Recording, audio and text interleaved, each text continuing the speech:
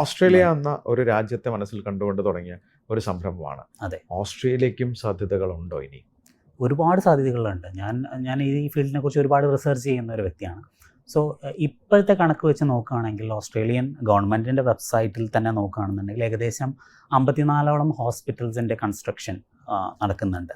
So ഇനിയുള്ള ഒരു 1, 2, 3 വർഷത്തിനുള്ളിൽ പല ഹോസ്പിറ്റൽസിൻ്റെയും കമ്മീഷനിങ് വരാണ്.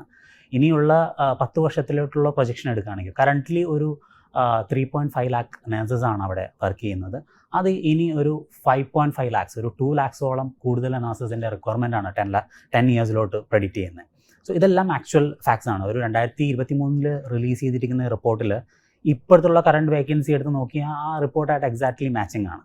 സോ ഓസ്ട്രേലിയയിലുള്ള national head count supply of nurses നോക്കിക്കഴിഞ്ഞാലും ഈ റിക്വയർമെൻറ്റ് ഫുൾഫിൽ ചെയ്യാൻ പറ്റില്ല.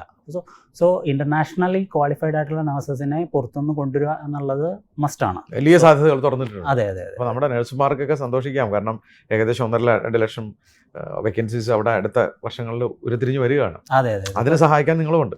അതെ. ഇപ്പം നമ്മൾ ലാസ്റ്റ് കണക്കെടുക്കുകയാണെന്നുണ്ടെങ്കിൽ ലാസ്റ്റ് ഇയർ കംപ്ലീറ്റ് ചെയ്ത ഓവർസീസ് നഴ്സിംഗ് രജിസ്ട്രേഷൻ കംപ്ലീറ്റ് ചെയ്ത നഴ്സസ് 16,000 നഴ്സസ് മാത്രമേ ഉള്ളൂ. ഇനി ഓപ്പർച്യൂണിറ്റി കിടക്കുകയാണ് നഴ്സസിൻ്റെ രജിസ്ട്രേഷൻ എടുക്കാനും ജോലി സാധ്യതകൾ.